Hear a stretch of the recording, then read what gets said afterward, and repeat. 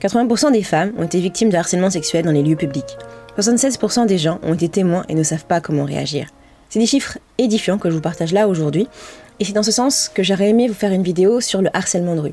N'avez-vous déjà pas vécu ce genre de situation et n'avez-vous pas su comment réagir en tant que témoin ou victime? En 2020, L'Oréal a lancé le programme Stand Up, qui permet de lutter contre le harcèlement de rue en partenariat avec l'association Right to Be. Et cette association nous propose la technique 5D, et c'est celle-ci dont je vais vous parler aujourd'hui. Je vais venir faire la formation qui dure seulement 10 minutes pour connaître 5 gestes simples mais efficaces pour intervenir sans se mettre en danger lors de situations de harcèlement de rue. Témoin ou victime, je crois qu'on a tous un rôle à jouer. Les 5D, distraire, déléguer, documenter, diriger, dialoguer. Ok, on est parti pour la formation. Je vous mets bien sûr à vous le lien dans la barre d'infos parce que je vais pas tout faire avec vous. Mais néanmoins, on va revenir et rebondir sur certains sujets et voir comment on peut en discuter. Bienvenue. Avez-vous déjà été témoin de harcèlement de rue? Oui. C'est fou de se dire qu'on a tous peut-être déjà un jour été témoin ou victime de harcèlement de rue. Tout simplement, c'est le mec déjà qui te siffle et qui t'arrête pas de te siffler quand tu traverses la rue parce que t'as mis un legging. Le harcèlement de rue arrive tous les jours, partout. Le harcèlement de rue renvoie à tout comportement verbal, non verbal ou physique de naturel sexuel non désiré. Comment savoir s'il s'agit de harcèlement? Moi, ce qui m'est arrivé une fois, c'est de voir une jeune fille dans le bus qui se faisait un peu chahuter par un mec.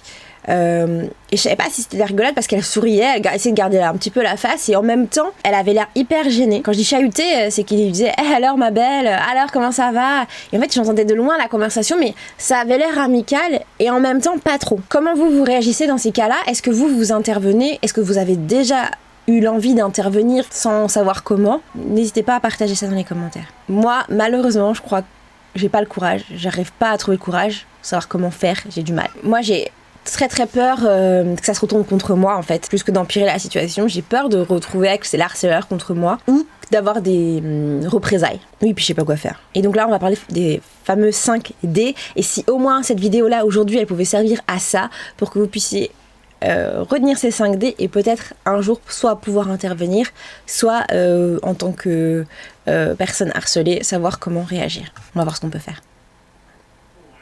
Séance de gym.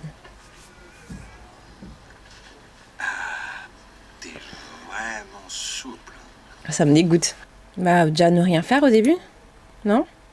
Je vous invite vraiment à aller faire le test vous-même pour vraiment lire et vous imprégner de la situation. Dialoguer. Ensuite, on est sur du coup déléguer. Demander à quelqu'un d'autre d'agir. Par exemple, moi je reprends la scène où j'étais dans le bus. Ce que j'aurais pu faire peut-être, c'est demander au chauffeur du bus de voir si tout se passait bien. Mais c'est vrai que je trouve ça parfois un peu délicat et je sais pas comment j'aurais pu faire vraiment. Documenter. Ok, documenter, donc moi je pensais que c'était interdit de filmer des gens à son insu, mais apparemment on peut venir filmer discrètement la scène, au cas où au besoin, donc why not. Par contre, toujours se mettre en sécurité. Moi, c'est vraiment le truc qui me fait le plus peur, c'est moi de me mettre en danger. Je sais pas si vous êtes comme moi. Diriger. Donc diriger, c'est je pense, le plus difficile parce que ça va être de venir en confrontation avec l'agresseur sans pour autant se mettre soit en danger et on va tout de suite se retourner vers la personne qui est agressée en lui disant est-ce que tu vas bien? Et comme ça on va éviter de rentrer dans une conversation inutile avec l'agresseur, ça c'est pas notre problème, on veut pas que ça dégénère et c'est le plus important. Et ensuite le dernier ça serait distraire, donc du coup détourner la personne agressée de son agresseur, moi je pense que c'est peut-être le plus facile au final quand on voit une autre fille se faire harceler, c'est de dire bah ok, hey, salut ma copine, ou hey t'as pas l'heure, ou viens on fait tomber un truc, voilà. Ok, bon, alors maintenant il nous propose le test, maintenant qu'on a expliqué on y va. Salut toi. T'écris à qui? Eh, tu peux sourire. C'est pas un crime. J'aime bien ta veste. Tu l'as achetée où? Distraire. Ok, dans cette situation, moi je pense que j'aurais pu faire hey salut, je t'attendais, tu viens, on va s'asseoir à notre table pour prendre un café. Après, je me vois plus, comment dire, peut-être la documenter. C'est facile dans un café de prendre la vidéo de ce qui se passe. Non mais dialoguer, moi je me sentirais pas de le faire. Du coup, déléguer. C'est plus mon style. Alors, on va voir un peu comment eux ils ont vu pour le dialoguer et le diriger. Oui, donc ça serait venir la voir en disant ok, everything is ok. Et diriger? Ce que vous faites est déplacé. Wow. Ok. Il était quand même assez... Alors ça c'était la première partie pour quand on est témoin et maintenant quand on en est victime. Que faire? Petite chose à rappeler, ce n'est jamais notre faute. Jamais.